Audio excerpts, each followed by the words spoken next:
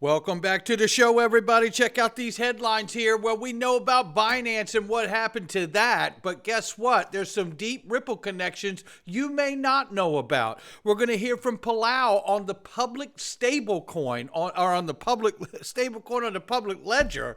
My goodness, I ate too much yesterday at Thanksgiving. I can't even think. We got that and so much more. What would the effects of the ETFs and ETPs be on XRP? We're going to take a look at it. Somebody roll that beautiful intro.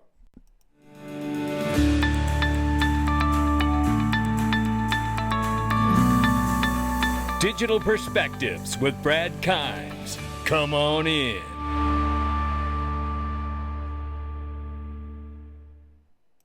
Welcome back to the show. You can follow us on Twitter and YouTube for exclusive content. Right now, we are at $1.49 trillion market cap for crypto. The market is actually up 1.3%, and I use the word actually because we know it hasn't been. Bitcoin right now, 37,700 plus. Ethereum, $2,100 right now, up 7.3 on the 7-day. Keep an eye on that, what's going on there. And we have 88.5 billion plus right now for Tether market cap. XRP is 61 cents, up 0.9 on the 24-hour, up 1.6 on the 7-day. The range of price right now between 61 cents on the bottom and 62 cents on the top. We know we're in a crucial point right now, whether we go up or down. We'll take a look at it before we get out of here. I want to tell you about this because it is Black Friday and PureVPN is running the Black Friday special right now. Listen, don't mess around with your protection on the internet. I use many different layers of protection on the internet, and you could get most of those layers right here for 83% off with your golden ticket for $3.44 a month. Are you kidding me? High-speed VPN, secure password manager, end-to-end file encryption, and more. Click the link for PureVPN underneath the video. I'm telling you, you don't want to mess around when it comes to different layers of security. You want to have as many in place as possible. Michael Branch right here says, a court in Puerto Rico, I think that's correct, capital of Montenegro, has approved extradition of Terra founder Dao Quan to either South Korea or the United States. We'll keep you posted. Then there was this for a brief time yesterday. It says here, Binance CEO, ex-Binance CEO and founder, CZ, account had been restricted. Now, there was a comment underneath of this from Twitter or the reader poll thing that they have and said that this was actually temporary and it was restored after about an hour or what have you.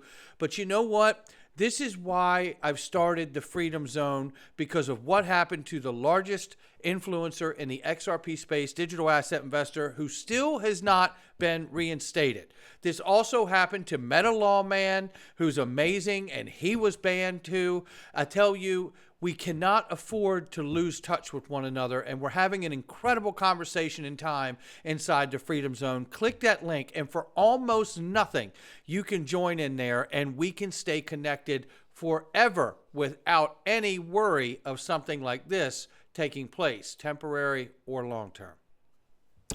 Then we see this just in from the CFTC, says case against Changpeng Zhao, CZ, Binance, is just the beginning of aggressive pursuit, says Whale Wire, and that there are no borders when it comes to prosecuting non-U.S. entities. The money laundering charges are merely the tip of the iceberg. There's a lot more they're going to discover now that they have access to all of Binance's records. But you know what? The person who was put in place was Richard Tang. Abu Dhabi-based Lulu Financial Holdings appointments for ADGM FSRA CEO Richard Tang. Lulu Financial is a Ripple partner, and now this guy is the new head CEO of Binance. Oh, it gets better because, again, like I said, Ripple is a partner with Lulu Finance over in the UAE. Then Dark Horse shared this here as a reminder to everybody. There's an even deeper connection. Remember this guy? Norman Reed. I've met this guy, had lunch with him. He's a great guy, super smart, that's for sure. This is the guy that signed off on the FinCEN settlement with Ripple when he was their general counsel at the time for Ripple, and now general counsel at Binance US. this gets very interesting seeing the connections here to the UAE and Lulu Financial. Now the head CEO, Richard Tang, general counsel, Norman Reed, used to be at Ripple. Things that make you go, shout out to Dark Horse for that reminder right there. And then we go to this, which is XRP approved by Dubai's Financial Services Authority in the UAE. Nice. Richard Tang, as we said, working in the UAE. Richard Tang, the former Abu Dhabi financial regulator, named as the new Binance chief. Binance wins operational license in Dubai. Let me guess, this is just a coincidence. Exactly. There are no coincidences at this level, right? Things are happening here, and it's quite exciting to see it all take place. Then there's this. I'm not going to play the whole thing here, but I just want to grab a quick clip here. Remember, Palau has been, and in the process still, of piloting a stablecoin project on the public XRP ledger. Now, this is extremely exciting. Let's listen to this quick clip here. So why a stablecoin specifically? We use the word stablecoin because we are a former American territory.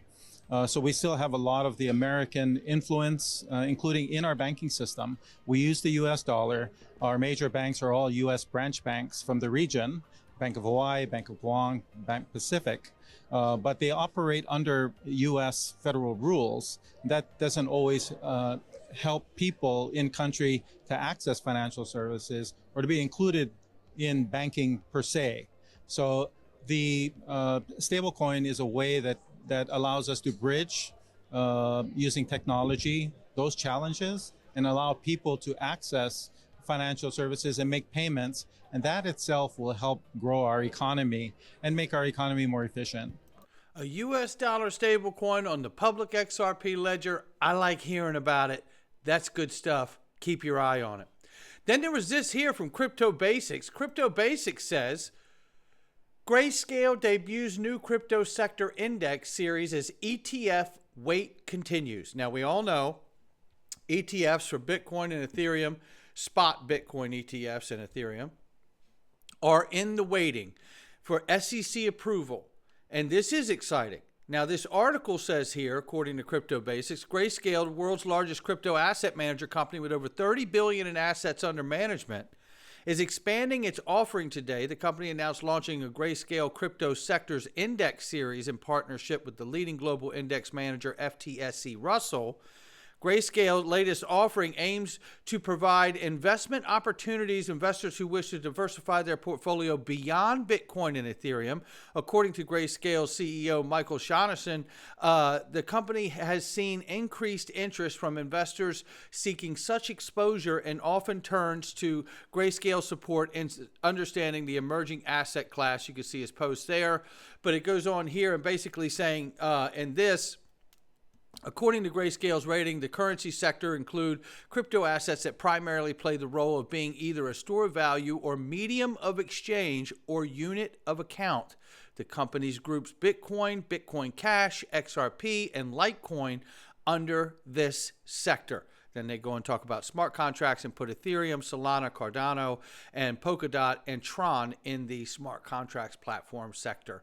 As well. So look, this is exciting because we already knew about this right here. Shout out to Wall Street Bulls for this, and we covered it as well. ETC Group Physical XRP, right? And this is an exchange traded product, right? And there are exchange traded products, different kinds, and one of those kinds of exchange traded products is ETFs, an exchange traded fund.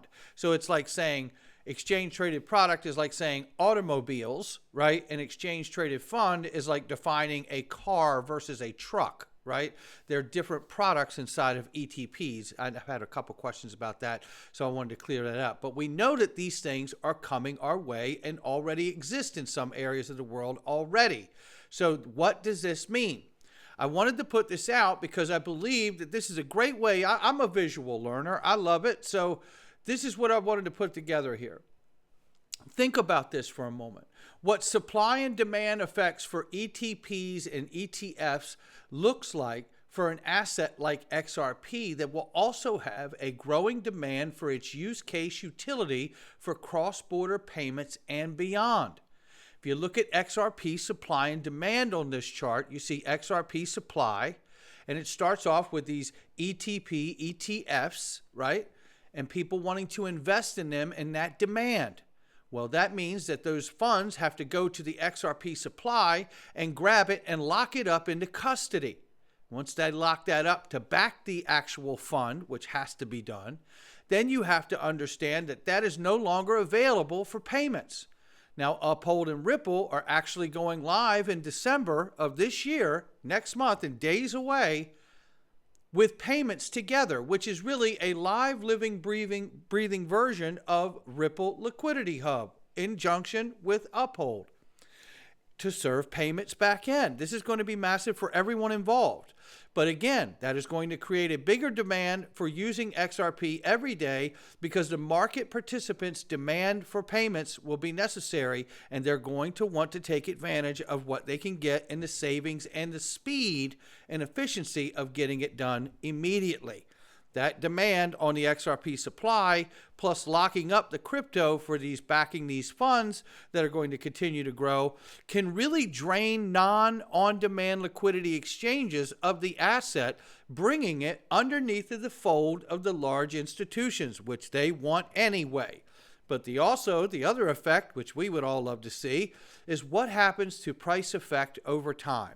When you lock up the actual asset and you can't unlock it because you're backing a fund and you got the demand every day for payments that are constantly growing, ultimately the price is going to go up for XRP. How quick, how fast? I don't know. But here's what's going on the chart. Eggrag Crypto says, XRP escaping the descending channel, possible inverse head and shoulders. If the breakout is not legit and a fake out, then we need to retest the DC and build the formation of inverse head and shoulders. Measured target is 70 cents. But now if we look at this, and you can see where he's got his here, right here. So we have to watch to see if this actually finishes forming, and then we go on to test and try to reach up to that 70 cents. If not, we have to pay attention, and we could go all the way down to 53 or 50 cent region here and find support.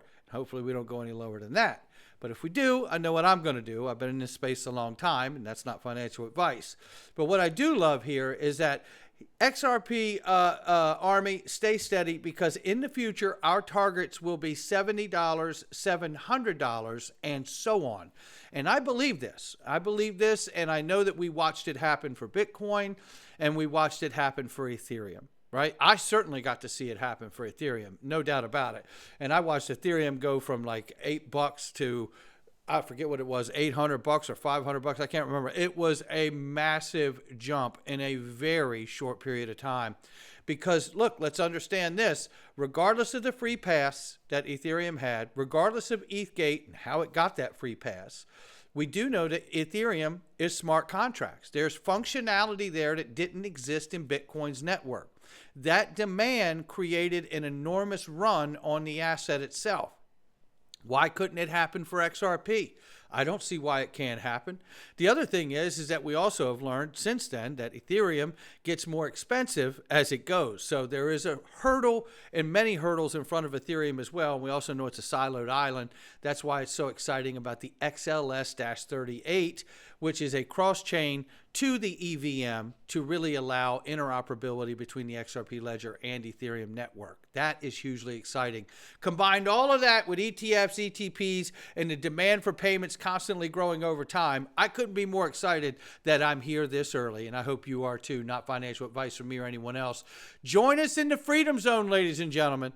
I tell you, the Freedom Zone you can join for next to nothing, but if you want to get into deep level conversations about wealth creation, how to protect your wealth, how to grow your wealth, how to understand the market and the market conditions, the DPMG is where you want to be. It truly is a mastermind group, and with a very new special that is very affordable for everybody to be involved, you really cannot afford to not be in one or both of these groups. And as a reminder, if you join the DPMG, you will get the Freedom Zone for free.